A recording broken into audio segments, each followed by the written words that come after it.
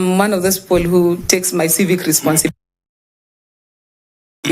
as enshrined in Article 38 very seriously. And I think the experience that I've gotten on the bench, off the bench, and as part of civil society makes me a very well-rounded individual who is able to grasp what is necessary to handle the responsibility of the chairperson of the IEBC.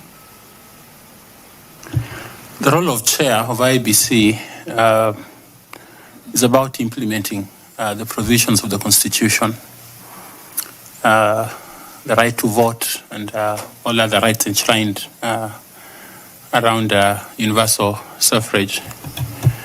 You on the other side in the referendum, opposing the Constitution, as you said, you worked for the church.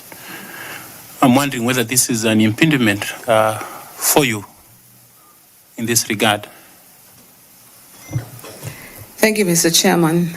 As any responsible citizen, you make your voice heard, but once a decision has been taken, then you abide by the decision. Once the Constitution was promulgated, I'm an advocate of the High Court. I swore to uphold the Constitution. And so once it was promulgated, we had had our say. We did not have our way, but that became our law. And so once it becomes our law, even as an officer of the court, I am bound to uphold the Constitution. And like I said, we're still actively participating in trying to change that which we felt was a concern and was not addressed. Because remember, even at the mantra, the issue was pitisha tutarekebisha baadaye. So I'm still actively pursuing that with the churches, saying, you know what, the right to life, we want abortion banned and all those other things. And that is something as an active citizen you keep alive to. So the entire document is not a wash to me, it is alive to me, and I have the sworn duty to uphold it as an advocate of the High Court. Thank you. I will ask Linda to ask you some questions. Thank you, Chairman. Ms. Mdivo, I appreciate your wealth of experience as a legal practitioner, both on the bench and in the bar, and of course in the civil rights groups, and with a good background of Christianity, which is one of the fundamental things that Kenyans look at, even as we are looking forward to getting a chairperson of this commission. Now, besides your wealth of experience as a legal practitioner, and the exposure that you've had in your career journey, what is that 1, 2, or 3 experiences, and in addition to experiences, skills and disciplines that you have attained throughout the years that will help you as a chairperson of this commission to execute your mandate as a chair? Thank you so much for that question. I currently serve as the board chair of the Kenya Power Company. And one of the things that I learned about myself is that you can teach an old dog new tricks, because that took me out of my legal space into the energy space. And within the last 2 years, I think I've learned a lot more engineering than I was taught in my years in school in physics. And so the ability to learn, to adapt, is something that the different scenarios that I have found myself in have made me alive and agile too. One of the things that I think makes me suitable for this job is the humility to accept what you do not know and to learn from those who know better than you.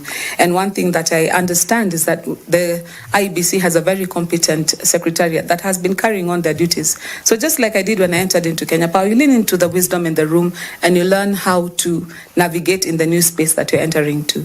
Something else that I think is a competence apart from my legal background is the fact that I am a person who has been very deeply participatory in teaching adults about things to do with their rights and other things. It has forced me to take a few courses on adult learning, if for lack of a better word. And now that's something that you do not learn in court, how to communicate with people at their level, not using too much legalese or using too many complex words, but breaking down aspects to a level where people can understand. I think I'm also a very amiable person with excellent interpersonal skills. I work well as a team member and as a team leader. the spaces I have had to be able to lead people, I think, find testament that I am a good leader in terms of pulling people together and rallying them towards a cause. But I'm equally a good team player. So when you have to lean into the wisdom in the room, you have to participate with other people. That is a skill that I have had to learn because, lawyers, you're taught to always win everything, win every argument and, make your point heard across. But I've had to learn how to collaborate and to grow. I have had occasion to serve on several boards, and that has also exposed me to other sectors. So I have served in the Betting Control and Licensing Board.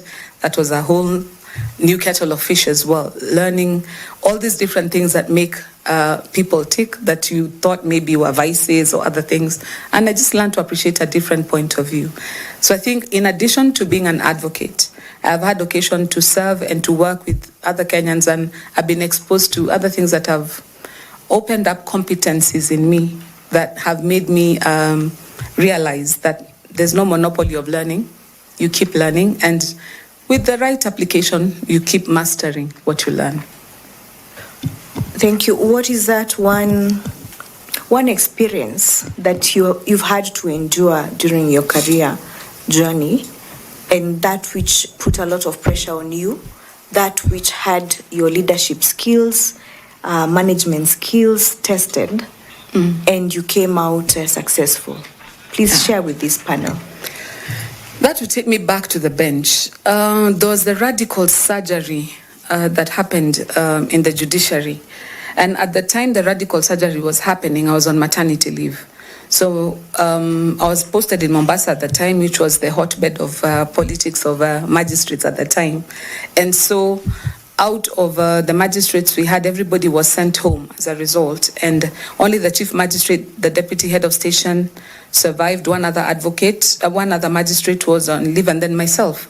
So in a station that used to have about 12 magistrates, were left only 4. And I found myself having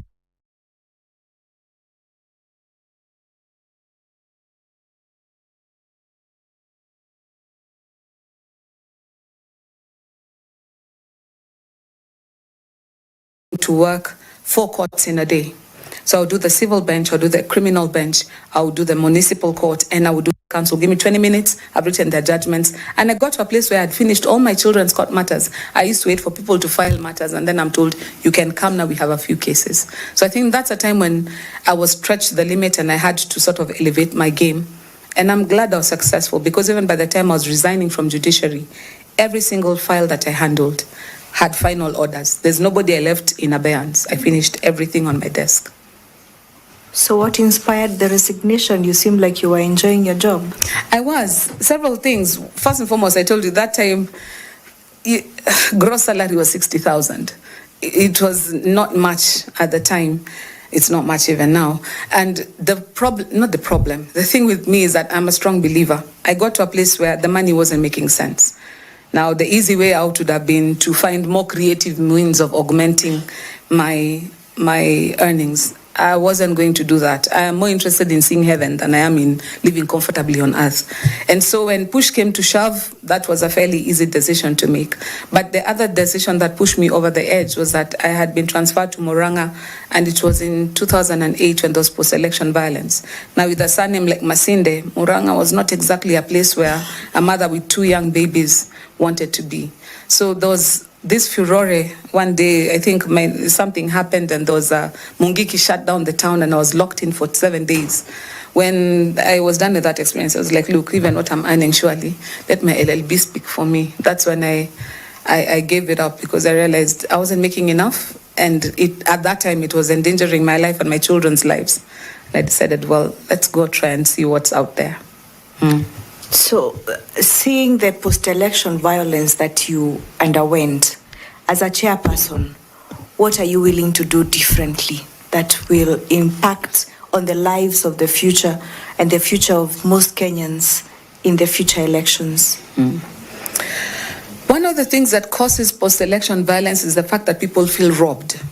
They feel wronged. They feel like they participated in a process and they're not satisfied with the outcome. And when you have that dissatisfaction, it comes to a boil. Of course, there were other factors that had nothing to do with the election, but the primary reason why people are dissatisfied with the elections is just because they simply cannot understand what went on. One of the things that I'm hoping to be able to do is have transparency for the process, end to end. Let every observer understand exactly what is going on. Simplify the process. So, for example, the last election was, by standards, incrementally, it was one of the best that we have run so far. Having been an observer for several years, I can say this authoritatively. The last election was actually very well run. There's only one place where we floundered. Now, the KIMS kits that we have got several capabilities. One of the capabilities it has is to transmit results. For some reason, we chose not to use that aspect and decided to have people come to Nairobi to verify the hard copies before we could transmit the result. Now, that process took so long that in that 5-6 days, it gave room for theories and other things to come forward. And what that does, it festers. So by the time things are coming to a boil, even if there's no spark, the spark appears. So keeping the process transparent, clear, honest, so that when people observe, they are satisfied with whatever results they get. Thank you, Joy. Thank you, Sante. Joy, you are chair, and you are in Anniversary Towers. Now, this time is not Mungiki, but Kenyans besiege the place because of whatever decision that the commission has made, and you are in there for 3 days. Will you resign? It depends. It depends. If I have worked in some hanky-panky that is obvious for people to see, then the honorable thing to do would actually be to resign. But there is a level to which where courage, push comes to shove, and now courage has to step up for you. So if I am doing what is needful to be done, if I'm doing what is needful as per my oath, because once I become chairman, I'm sure one of the things that will happen, I will take oath before I get into Anniversary Towers. So the terms of my oath, did I abide with that oath faithfully? If I did, and I know what is good for the country, I will stand my ground, because I'm one of those people who believes that God takes care of me. So the people paying for my blood, yes. But if I have been involved in something that is out of character or out of what I'm supposed to do, then the honorable thing to do would be to resign. And if that is a decision that I need to make for God and country, that is what I would do. Thank you. Carol, do you like to go? Please. Sure. Thank you, Chairman. Good evening once more, Joy. And let's talk about your impeding work at the IBC. In the past days, months, you can say that maybe June 2023, 24. So this country went through a very difficult political terrain, which was caused by our youth, Gen Zs, right? So one of the things that they were actually looking into is to exercise their constitutional right at Article 104 to recall their political representatives from Parliament. How does the Constitution empower such a group of people who are aggrieved one way or another by the performance of their representative in Parliament to exercise their right to recall him or her?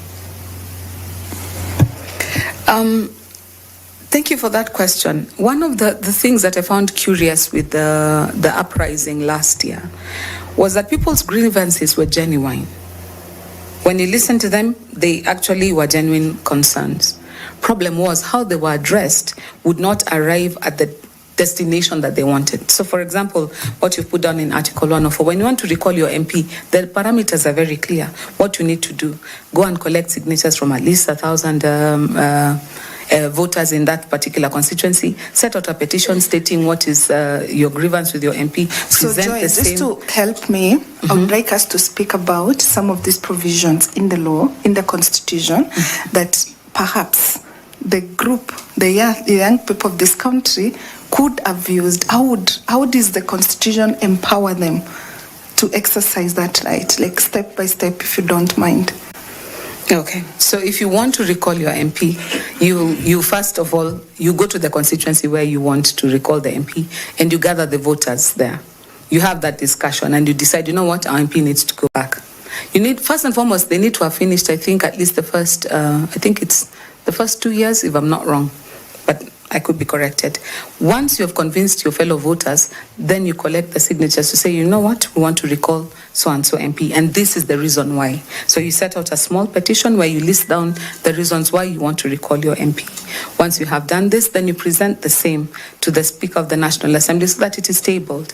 You need to also get the buy-in of the other voters, because at the end of the day, once your MP is put to task as to the accusations against them, they will defend themselves. And if they're found to be culpable, then because of due process, then the process to remove them can begin.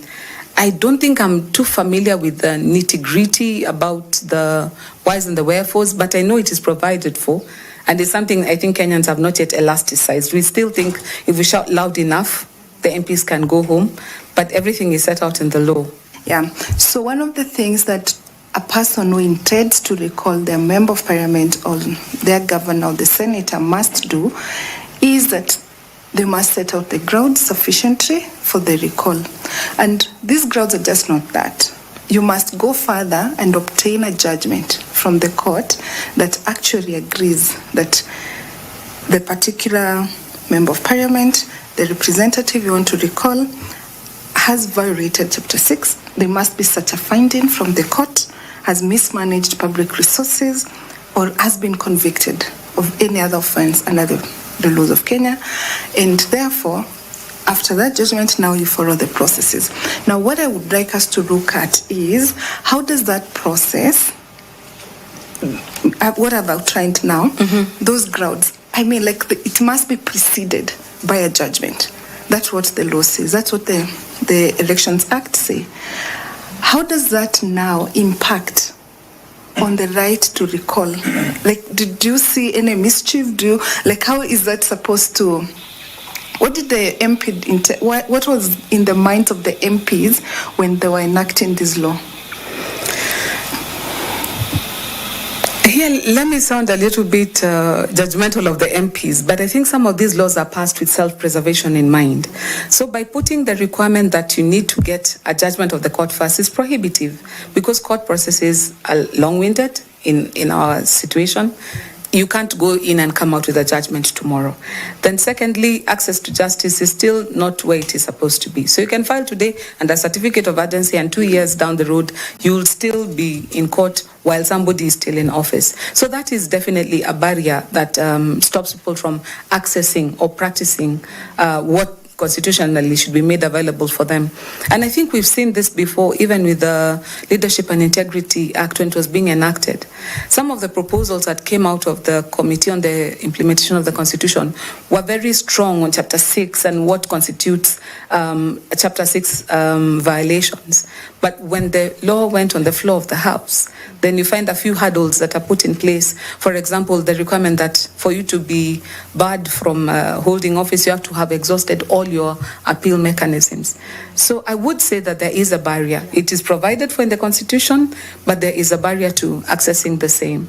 In addition to the self-preservation that you identified, Your microphone. Put on your mic, please. Sorry, Chair. In addition to the issue of the self-preservation, which I think I agree with, there is also the requirement that, the recall process, you must have signatures from 2/3 of the members in your area of representation. In addition to that, you must have a list of names, the addresses of those people. And then particularly every ward, you must get 30% in every ward.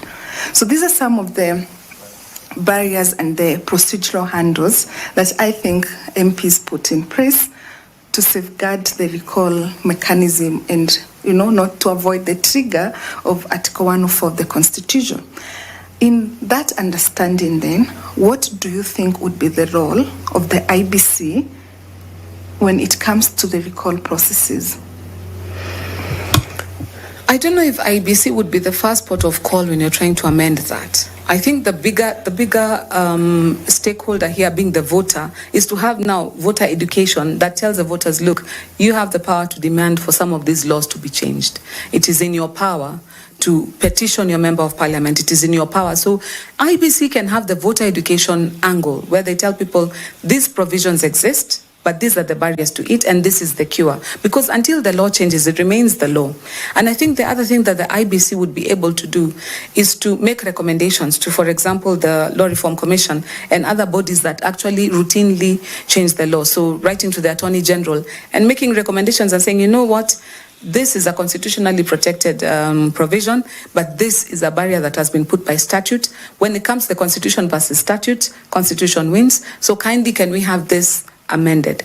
Or they could sponsor a matter in court and get a decision from the court holding some of those provisions unconstitutional so that they must be expunged. Then particularly when it comes now to the actual mandate of the IBC now, how does it engage with the recall processes? Like, what is the role now of the IBC actually now once the recall process has been initiated? Now, voter registration lies with the IEBC. And so if you're coming with... Sorry, this is in the context of assuming a particular voter who is interested in recalling their member of parliament has already done, has miraculously bypassed all the procedural handles. At what point does IBC get triggered now, and how does IBC get now involved in that process? Yes, the IBC would be the one to verify that the voters who have been put down in the list are actual voters in that constituency. What are the numbers? Has the threshold been met? That would be IBC who would be doing the verification of that. And if the processes have gone and somebody has been indeed recalled, then it would be up to the IBC to conduct the by-election for their replacement. Who triggers the election process? Once a seat has been declared vacant by the Speaker. Who declares it vacant? Because before you are removed from office, once you recall, there has to be due process that you will go through, that now the finding would be that you're no longer fit to hold office. Until that finding has been made and the same communicated to the IEBC, then at that point, the IBC now starts the election cycle. Okay, so once the recall notice has been issued by the IBC to the Speaker declares the seat vacant, and then the IBC within 90 days has to conduct the by-election. Yeah, a recall, let's call it. Oh, yes, once it's recalled, it's an election. Lastly, have the courts in any way engaged on these parameters of the recall provisions in Article 104 of the Constitution? Do you recall any way the court have engaged? I don't think they have been robustly tried anywhere. I don't think anyone has really attempted and gone far enough in the recall. The closest I can think of is, I think some people collected signatures for the recall of Honorable Moshomba at some time. But even that did not go beyond the let's collect signatures. So I don't think it has been robustly tried in our court system for us to see whether the recall process can actually be followed through to the end. Thank you, Joy. I wish you the best. And thank you, Chair. Asante. Thank you, Karo Kituku. We would like to go to Ambassador Dr. Koki Muli, please. Thank you very much, Chair. And good evening again, Wakili. The last 2 days, we have heard from other candidates. They spoke a lot about trust deficit against the IEBC being a serious impediment to credible or acceptance of results after elections, and also challenges, leading to challenges because of trust deficit. The first small question I would like you to respond to the panelists in brief is what factors contribute to this trust deficit? Just say maybe three factors that contribute to the trust deficit against IEBC. First, there's the perceived lack of transparency I say perceived because sometimes maybe you've given as much transparency as you can and it's still deemed to be insufficient. I think another contributing factor is the deemed interference by the political players in the election process. And so that also creates a trust deficit. Then I think we have also, it's a cultural issue where if you lose an election or if you're on the side that is dissatisfied, then the first allegation is the first response is not to concede, but is to allege that there was malpractice. So that sort of sets people up to expect that there's something that has gone wrong, even though they can't put their finger on it. Those would be the three that I think I would point out. Cultural issue? Yes, as in our culture, we are naturally suspicious. I guess that's what I'm trying to say. So people, before they even interrogate the issues, they just think there must be something wrong. So culturally, Kenyans are suspicious. When something goes on, there must be something that they're cooking. So even when there's nothing that is being cooked, our culture is basically, the first default position is not to say, I have lost an election, I concede to my opponent, is to say it was stolen. And now that sets people up to not trust the process, to always think it has been tampered with.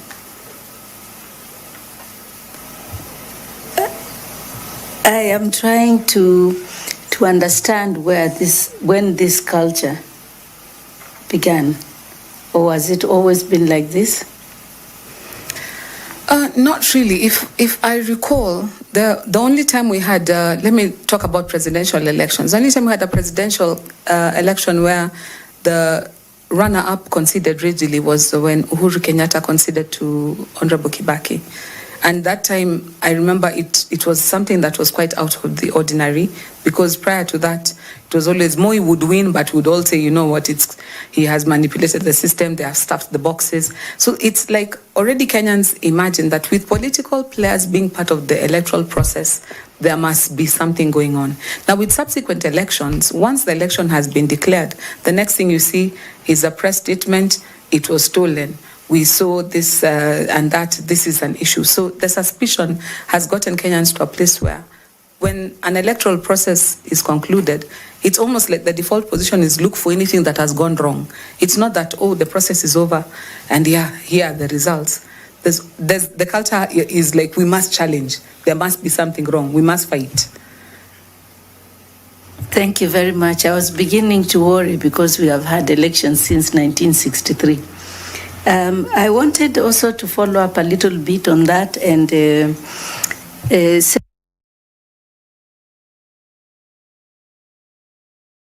say you are successful and you get this position of chair of the Electoral Commission. And this matter is not something that is going to go away very soon, this trust deficit. I would like you to share with us, as a matter of priority, what are the kinds of strategies that you would put in place to address this trust deficit, either reduce it or end it completely, and create confidence and trust in the IEBC? Thank you so much. I think one of the things that we would have to definitely leverage on is the use of technology. Like I said, the last elections, when we're using our KIMS kit, one of the benefits or one of the capabilities that it had was to transmit election results. However, we chose to transmit the image of the paper, but we did not choose to transmit the results themselves.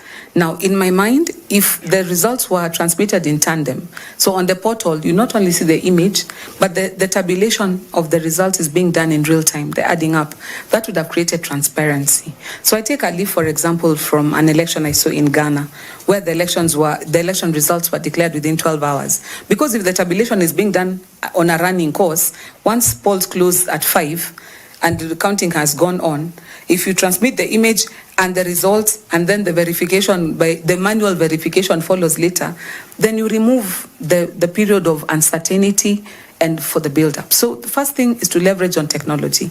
Second thing is to have a culture of transparency and efficiency. When people come to a polling station, they can't find their names in the BVR kits, the polling station is opening late. Those things build an inefficiency, and that builds the suspicion that maybe there is something wrong, maybe I'm being disenfranchised. So a culture of efficiency. Excellence is a language. So if you have an organization that runs like clockwork, things start when they're supposed to start. When you put in your biometrics, they're found. When you vote, it is seamless. At the end of the day, it is easier for people to accept election results. So I think those are some of the things that I can see as low-hanging fruits. Improve efficiency, leverage on technology, be as transparent and as clear as possible with the results, such that they are not a secret that is being withheld, but is something that all Kenyans can see building up, and hopefully get to a place where even the casual observer can know the result at the same time as the IEBC is knowing the result because of the level of transparency. Thank you very much. Indeed, excellence is a language. How do you practically, what measures, step by step, would you put in place to improve efficiency and transparency? I think where it starts with your human capital. Make sure that the people you're working with are well trained, they're well equipped. So from the time the election cycle starts, let's look at our laws. Are there places where there's elasticity that can be battened down? Secondly, let's look at our technology. Now I'm talking as if I'm in the IEBC. Let's look at our technology. Is it the latest technology we have? Is it the best that we can afford? Once that is in place, the people who I have, are they trained to use this technology and efficiency to the best of their ability? Then my Nakiai case told us the polling station is where the election result is finalized. So I need to have seamless communication between the polling station and the tallying center. So when I send my officers, is there enough technological support? The thing we saw last time of places without network. Now, can we change and start using Starlink, for example, that is satellite-based, is not dependent on phone coverage, so that everything is done seamless and in real time? Back here as well, what is the role of other stakeholders? What's the role of media in participating in the process? The political party observers, the other election observers, how much transparency do they have? So that everybody is coming with you from the point where people open the polls to the time when the ballots are being counted, to when they are being tallied, to when they are being announced. So if we uphold that the process of end-to-end transparency, then you leave very little room for guesswork or for mischief, as it were. Thank you. Allow me to pursue this a little bit better in another way. Please. You have been observing elections, quite a number of elections here, and you have also observed elections in a country like Ghana, where you say that the election results is declared within 12 hours, and it's a big country, just like ours. And yet here in Kenya, we hear all the time the IEBC asking for more money to do, to get, to introduce or to enhance the use of technology in conducting elections. What stops us from employing that technology to bring that efficiency in practical matters and to create that transparency, to address the issue of trust deficit? So I want to bring you back into just the practical things that you would do.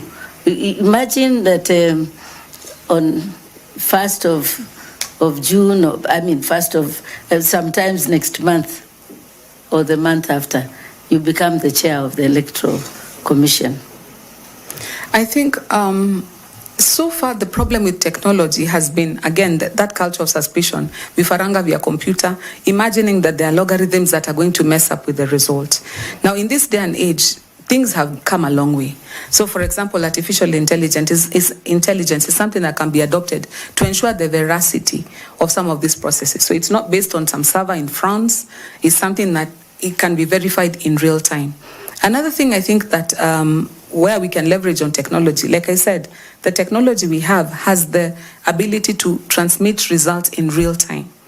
Last time we did not do the transmission in real time because, again, the trust deficit meant we wanted to wait, let the returning officer come to Nairobi, let the IEBC verify what he has, let the political party agents sit around the table and each verify before it is it is announced. Now, that time, it took us almost the entire 7 days to do that process. And I think we've learned from that, because by the time the results were being declared, it was the tension had built up too much. So this time, put in the transmission as well. When you've put in the image, also key in the results, let the tabulation start.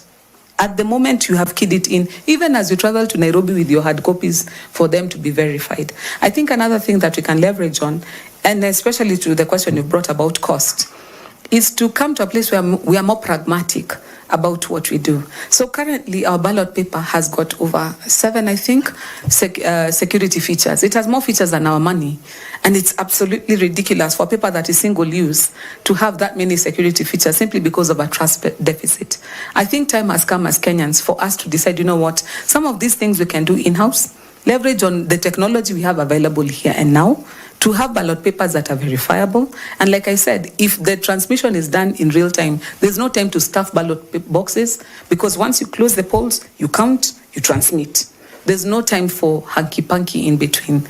So that would be how I think we would be able to use technology and surmount this trust deficit and bring down the cost, because if we produce the ballot papers here locally, it will save us a whole lot of money.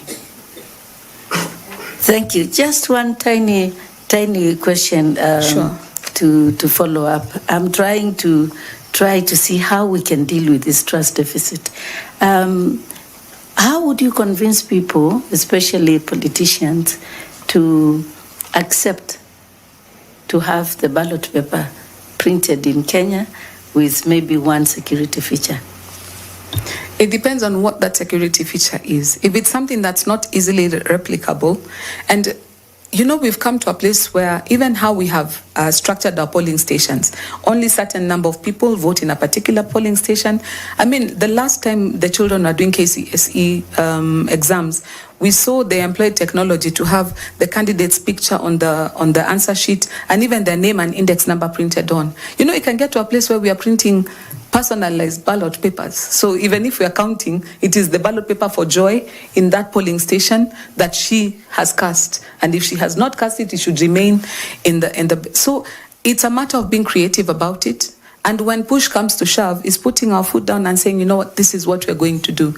Because like I said before, the seeming over-involvement of political actors in the electoral process is a major reason why people have a trust deficit, because these are the people playing in this field. They're the direct beneficiaries of this process, and yet they have almost the biggest say in what goes on in the process. So there'll come a time when the push will come to shove, a foot will have to be put down, public participation, members of the public can also lend their voice to the process, and the politicians will have to listen to the voice of people, which is said to be the voice of God. Okay, just one last one, Chair. If we printed a ballot paper that is personalized to Joy, wouldn't that interfere with the principle of a secret ballot? Just think about it. Thank you, Chair. And perhaps just to pick up there, I think the people of Kenya may not be the problem you want to convince. How will you convince politicians first? Because they're the ones whose votes get lost or whatever it is. Or get stolen. Yes, you need to get there. How would you convince politicians first? One of the things we saw during the last general election is that there were a lot fewer cases that were filed challenging some of the other races, apart from the presidential one. There were a lot fewer cases that were filed because the process this time around was a lot more open to the people who are running. And so when the courts have pronounced themselves and said, for you to challenge an election result, don't just say generalities. Tell us exactly what went wrong in what polling station so that that can be addressed. When the standard was raised, the standard to say, complain about something specific, then maybe many of them now could not use the excuse of, it was marred by transparency and opacity. I did not know what happened, but something must have gone wrong. No, now you had to have a reason to say that this election was interfered with. So I think part of it is what has come out of our courts, where the standard of challenging an election has been made, such that you don't just come with any complaints and say, I'm not satisfied. Now you must address yourself to a specific issue. So I think with the politicians, it's nurture. they will have to be trained to accept results. And if we have seen it in the races for MCA, for MP, and for women rep and for governor, then I think eventually, even for the presidential result, it will come to a place where you'll be asked in this entire process, what exactly is your problem? And if you cannot pinpoint it, then you're forced to accept the results. So eventually, we will get there. But it is a tall order because I think the culture so far has been every result is challenged. Thank you very much. I'll ask FCPA Tanui to pick up from there. Thank you.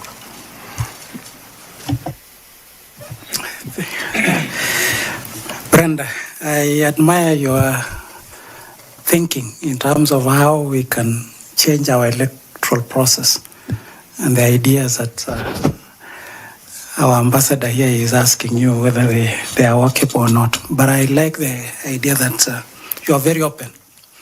And I want to take that with the elections, like even in the US. Actually, in the US, people watch TV and they will know who is the president by simply sitting and watching the television.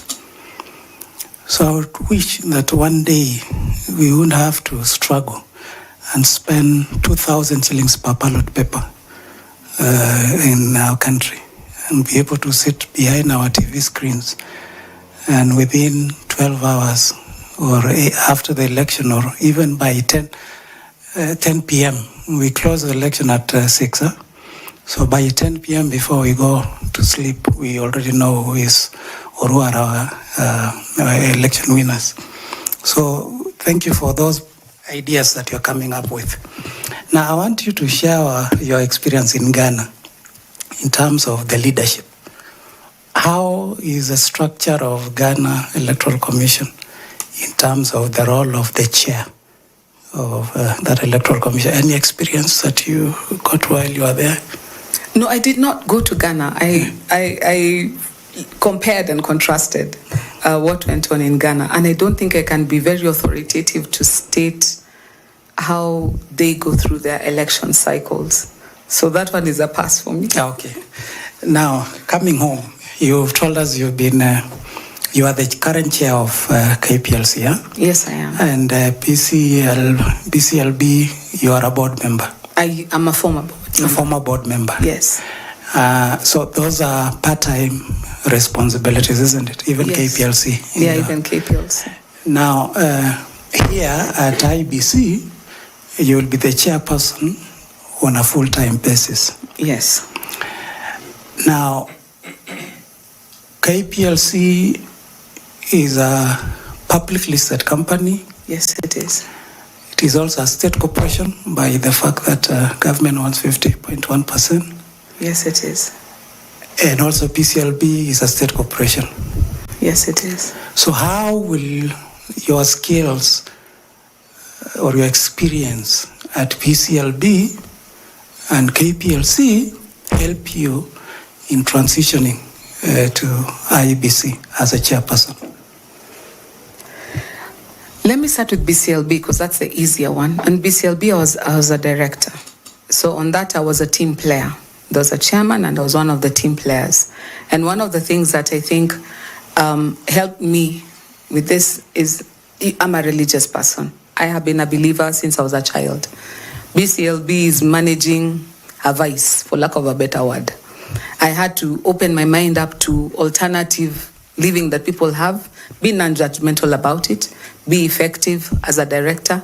And I think that stint at BCLB was very important also to understand how people's day-to-day lives are affected by decisions of big corporations. So for example, when I was in the BCLB is when this sports betting had just started. And we realized that even grandmothers, as in students, were being drawn into this thing, and we realized it was a problem. We tried to bring in regulations to curb this, but eventually we got to a place where, you move on and the next council comes in and some of those things, the follow through is not as thorough. So that opened me up to how decisions made at this table affect day to day. It's stories of children who have eaten school fees, a mother who children send her money in the village and she bets it all until she starts selling condo in the estate to try and do that. Now, coming to Kenya Power, one of the things that I learned at Kenya Power is that when you're chairman, you sit on that chair, yes, and you think you're almighty, but you're actually a first among equals. And that is a lesson that I have had to learn daily. So when I went in as chair, that was my first stint at chairing such a big organization. I had to learn, like I said, the humility of leaning on the wisdom in the room. I was not an engineer, and this is an engineering firm. It is very male-dominated because engineers mostly happen to be men. And I had to come to a place where I admit this is where my capabilities stop and this is where learning starts. Now, that last 2.5 years that I have been at the helm of Kenya Power has taught me the benefit of continuous learning. But not only that, I found Kenya Power at a time when the staff morale was very low. The quotient of productivity was actually, it was wanting. The organization itself, the Auditor General had indicated that it was functionally insolvent. If it wasn't a public utility company, it would have been advisable to wind it up. And that is where, when I joined Kenya Power, that's where I found it. Now, the last 2 years have been about rebuilding the confidence of the members of staff, bringing camaraderie back into it, trying to bring up a culture of efficiency. We are not where we want to be, but of late we have started seeing it paying dividends. People are working harder than they've ever worked before.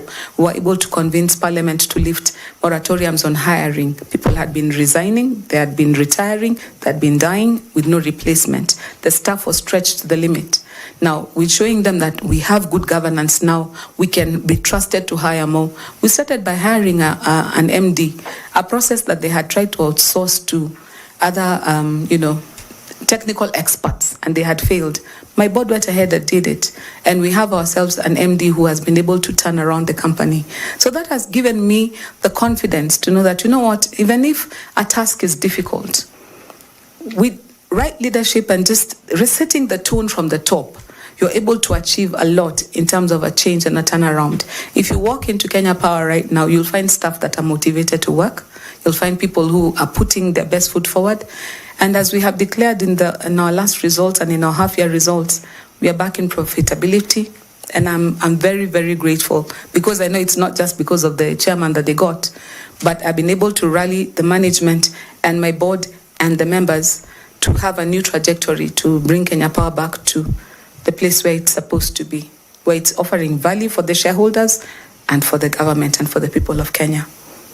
Now, one unique feature about the commission is that you will not be attending board meetings on a quarterly basis, like the way you're doing at KPLC. You will be a full-time employee with 6 other commissioners, all full-time.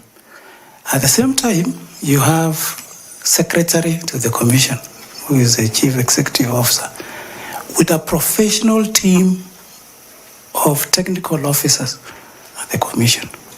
So looking at KPLC, where you're part-time, you come for board meetings, you make decisions, you leave. Here you'll be there full-time. Other 6 commissioners, you're also full-time. They are CEO full-time, technical officers full-time. So how will you handle that scenario? Let me start from the known to the unknown. So the known is what you have described. That's the position we have at the commission right now. And being full-time means then you are behaving like an executive chairman rather than an non-executive chairman that I am now. That means, therefore, the buck stops with you. So I can't come and issue board resolutions and leave the responsibility of implementation solely to the CEO. The chair has as much responsibility for what is executed as does the secretariat. Now, to the unknown, which would be something that I think is an idea that needs to be mooted, maybe we need to rethink that structure. Because part of the problem that we have had at the IEBC has been the conflict between the commission and the secretariat. With what I've seen at KPLC, that Chinese wall between the board and the management is very useful in showing where one's responsibility ends and where the other begins. When you've got an executive chairman and you've got a CEO, you effectively have got 2 centers of power. And sometimes then you find it's like in a home, when the children know I can play mommy off daddy. If mommy says yes, I go and tell daddy, mommy said yes. And so you have a situation where staff have loyalties, staff have got things that they think, this one is a godfather on this side, this one protects me on this side. Sometimes we've seen that coming to play. So for example, most of the chairs in the past, Isaac Hassan and Oswago, there's a difficult relationship there. Chiloba and Chebukati, there's a difficult relationship there. In fact, Chebukati, Marjan, I think they got into a place where things were so difficult they had to stick together because it was the 3 surviving commissioners and the CEO. So to break down that dichotomy, maybe we employ principles of good governance and have the commission on a basis where there may be part-time, or you have fewer commissioners who have got very specific roles. If it's policy, because when you look at the roles of the IBC that are set out, there's some of those roles that surely a secretariat, voter registration, looking at the register, updating the register and other things, those should be squarely in secretariat. But by law, the sort of split between the commission and the secretariat. So I think that gives to attention that sometimes needs to be resolved to improve efficiency. But because it's a constitutionally protected commission, it's not a very easy fix, but it can be fixed. Now, how to mitigate that? It's personalities, is learning to make room for others and keep your space where you're supposed to have space. When you need to put your foot down, know that this one, the buck stops with me. You put your foot down and just have a give or take. Have a more laid back approach. Because if you come ham and tongs, then the discordance is amplified. But when you learn to do the give and the take, eventually you find a working modus operandi that is beneficial to everyone. Well, let me commend you because I think having listened from yesterday, you're the first candidate that has thought outside the box, trying to rethink that governance system of the commission. And I want to appreciate that. And the reason why I'd ask you what was your experience in Ghana is in line with your thinking on how we may rethink the framework, having full-time commissioners, having full-time secretariat, and you'd expect good working relationship. So thank you for that. Now, I know KPLC, your turnover is quite huge. You are in hundreds of billions Yes, we are. in terms of your turnover. Equally, IBC is one of the highly funded commissions because, again, as we have said, the expensive nature of our elections. So one of the challenges that IBC has had is issues of transparency, accountability in use of public resources. And if you look at the Auditor General report, there are a series of observations, key audit matters that the Auditor General has always picked them up. So as the chair, and hearing you, it's like you appreciate what the role of the chair will be. So how would you go about in terms of ensuring that the resources that have been given to IEBC are used in line with the requirement of PFM, Public Finance Management Act, appreciating your role as a chair and that of the Secretariat and the CEO? Thank you. I think one major challenge we have seen with the IEBC funding in the past is the fact, first and foremost, that they still have to rely on the exchequer for their funding. This reliance on the exchequer means if there's delays and you've got constitutional timelines, then other things start to suffer. So for example, in public finance management, you know, procurement rules, you have to go into the procurement process before you onboard something.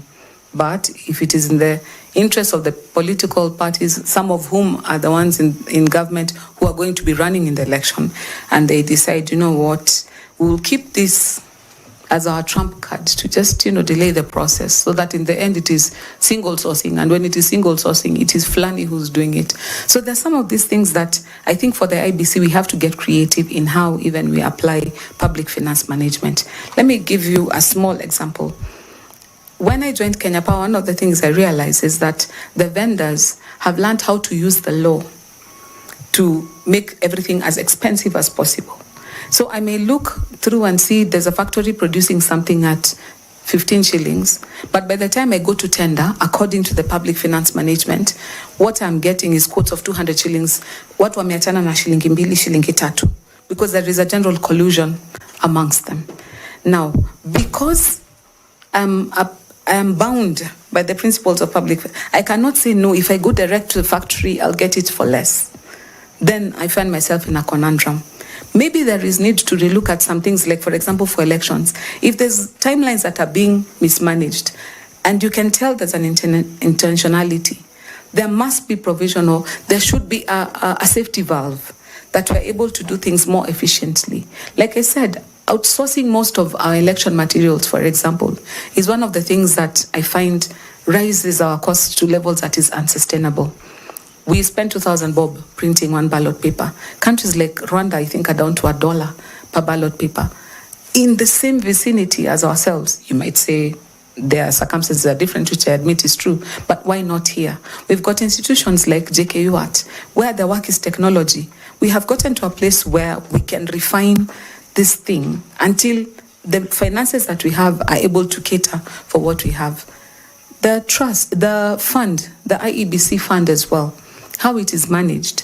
When everything is run too late, everything is a rush job, then there is opportunity for pilferage. But if everything is done timeously and in order, and there's no delays, and there is proper accountability, then you find you are able to seal the leakages. So I think one major problem we've had is that people have learned how to use the law to benefit private enterprise. And when you look at an institution like IBC as a channel for procurement, then it becomes an issue.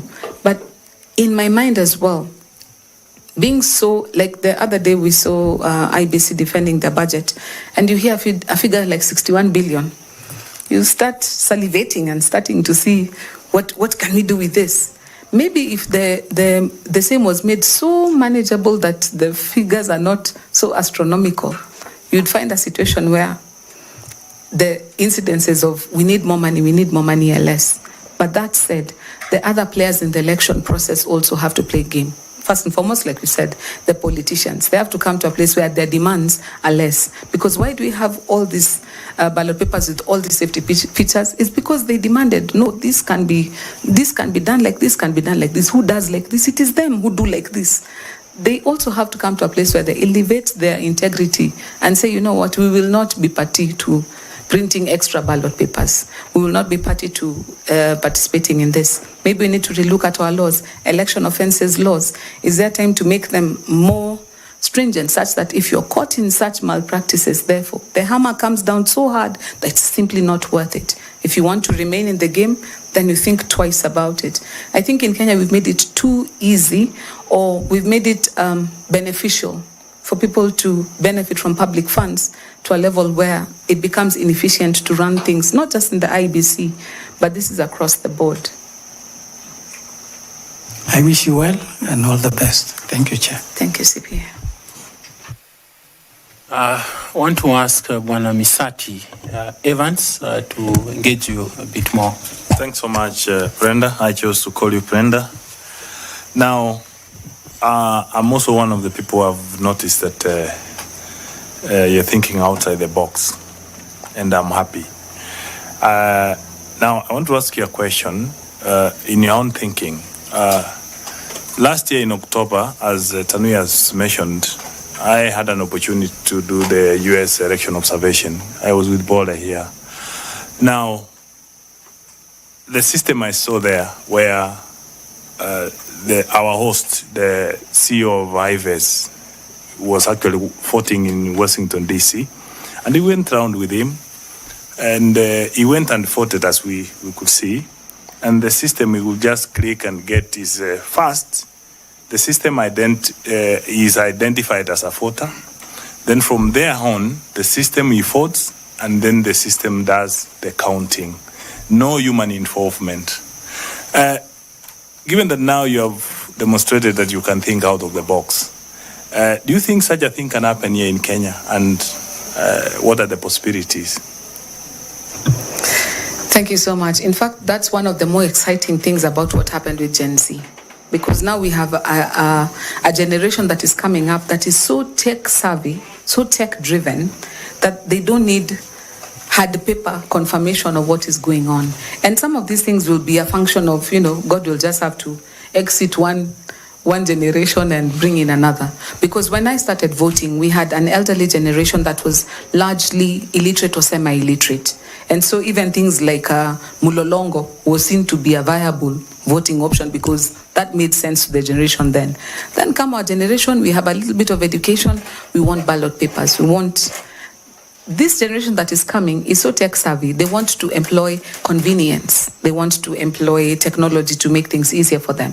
So, for example, in the Law Society, we still have it in our act that the IEBC is going to conduct our elections. So you'll find the lawyers lining up the whole day in the Supreme Court in the sun on the roof of Milimani, waiting to manually cast a vote.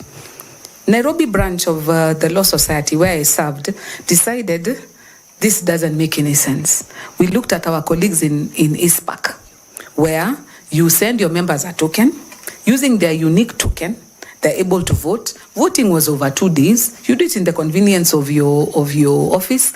And once voting closed, within 2 minutes, all the results are tabulated, real time. Can we get there? Yes, we can. The technology exists. The generation where we are coming into actually accepts that as a legitimate way of doing things. So I think where we are headed, even just the function of as people are growing older, we'll find ourselves that becomes a reality. And like I said, if something is real time like that, there's no time to stuff ballot boxes. There's no time to change the results along the way. By the time it is done, everybody from the media houses to the casual observers know the results. Thanks so much for that, because somebody will ask to add on that. What you're saying is that we have had institutions like Safaricom, which has a system of M-Pesa, which has never had a problem. The banks, your ATM has never given you wrong money at any given time. So it's a matter of thinking that how much does it cost really, and it's now a matter of if given an opportunity. Who are the key stakeholders you think you might have to involve to ensure that we walk that journey, to ensure that we have those electoral reforms to change that system? And do you think it's possible to do that? First and foremost, I think it starts with the general public. We have to come to a place where there is the clamor for this change. So the last election showed that people are ripe for something that works. The next port of call, of course, is to change our laws. So we have to engage the members of parliament. The laws have to be changed. What has to be changed constitutionally must be changed constitutionally, which is what NADCO was attempting to say, you know what, this doesn't work anymore. Of course, them, they're looking at the political aspect of the computation. But with us, if you're looking at electoral reforms, you can say, look, voting cannot just be by this or by that. It can also be electronic. It can also be virtual. The other thing that we need to also employ is to invest in technology. Once you have the technology in place, like you said, you can deploy it as many times as you need to. You don't have to do it afresh. Once you have technology, it's just buying the licenses, keeping them up to date, and you move them forward. I mean, a company that's very tech savvy, and I look at some of the things, for example, like you said, when you buy your token and you get it and you key it in, you get what you have bought. The technology exists. So it's talking to the members of the public, getting their buy-in, talking to the members of the parliament, changing the laws, then now implementing bodies ourselves, the judicial, ourselves here being IEBC, the implementing bodies like the political parties, the laws have to change there as well. You have to look even at the dispute resolution systems, all the other people who are part of this ecosystem, to ensure that at the end of the day, people understand what we have done and how we have changed it. The last question is now, if IEBC as a commission were to introduce a number of human resources policies, what will you do, particularly looking at the breach of confidentiality by staff?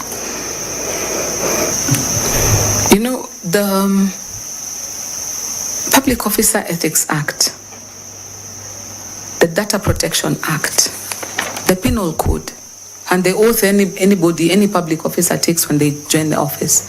I think we have been a bit reluctant in implementing some of these things to the full extent. In this day and age, if I send an email from my house that is damaging or that is breaching confidentiality, the technology exists to pinpoint the exact location and the exact computer that released that information. I think sometimes we do not bother to employ something to the full extent.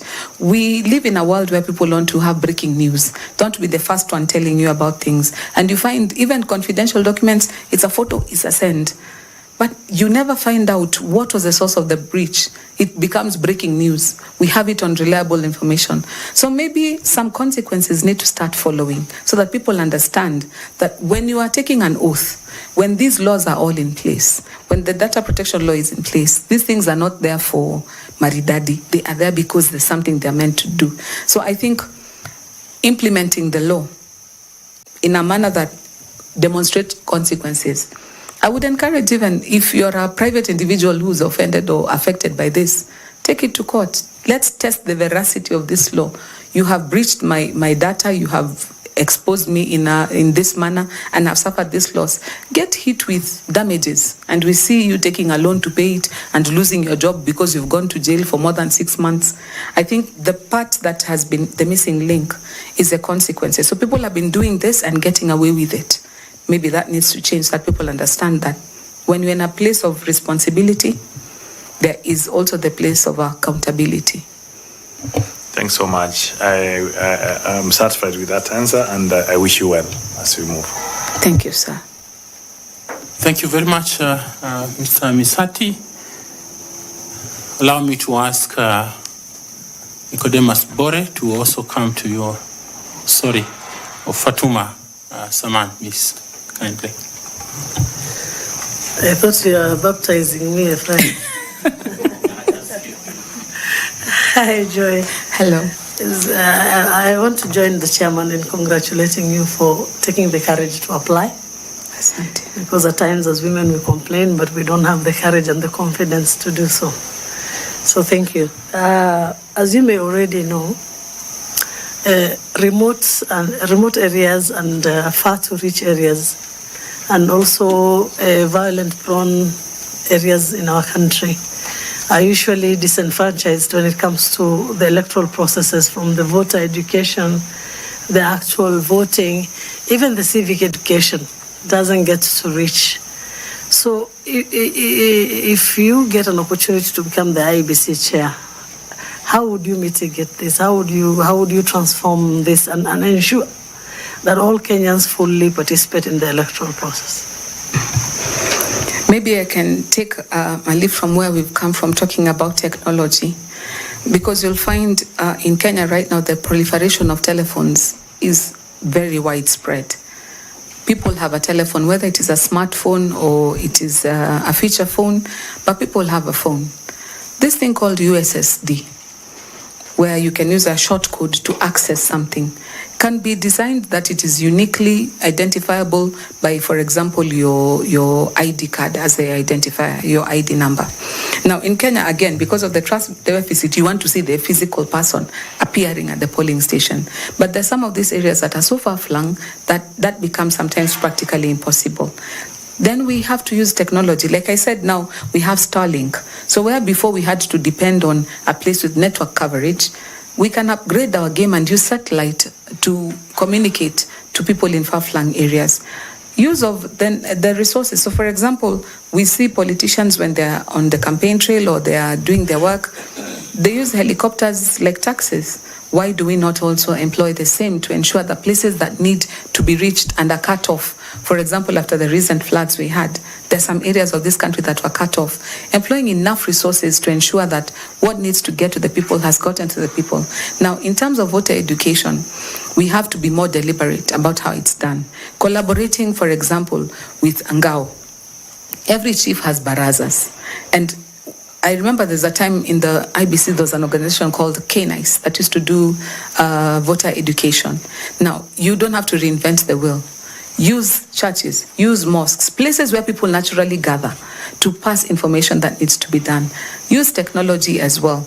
We know when it comes to public broadcasting, radio is king. We spend a lot of money on TV and on others, but we know more people listen to radio on the undo this as they're riding. When they're at work, it's the one thing almost everybody listens to. Leverage that to pass on important information. There are things that we used to see when we were youngsters that I realized were very effective. Vioja Mahakamani and other such skits, where it was using humor but passing on an important message. So it's a matter of just being deliberate about including all Kenyans. There are other people who are marginalized, for example, by disability. It's just being intentional about how we are involving them in the participatory process. So, for example, in voter registration, when you're gathering your data, if somebody, for example, is visually impaired, that can tell us in Mugomoene ward, in the polling station in Uhuru Gardens, there's 2 people who are visually impaired. Surely, as we are printing ballot papers, to print 2 ballot papers that are Braille can become part of best practice. So I think it's a matter of being more conscious about involving everybody and being creative with our solutions rather than saying this is how it's supposed to be done and throwing our hands up. It might cost us more sometime, but that is the purpose of coming together. Like in Kenya Power, if everybody paid top dollar for their power, there are people in places where it costs us more to get the power to them than we are getting money from them. But there's cross-subsidization. The ones who can afford to pay a little bit more usually pay a little bit more, so that the ones who cannot afford it, get it. So the same spirit of udugu that we sing in our national anthem should be applied to make sure that every Kenyan is able to practice the Article 38 rights to the fullest extent possible.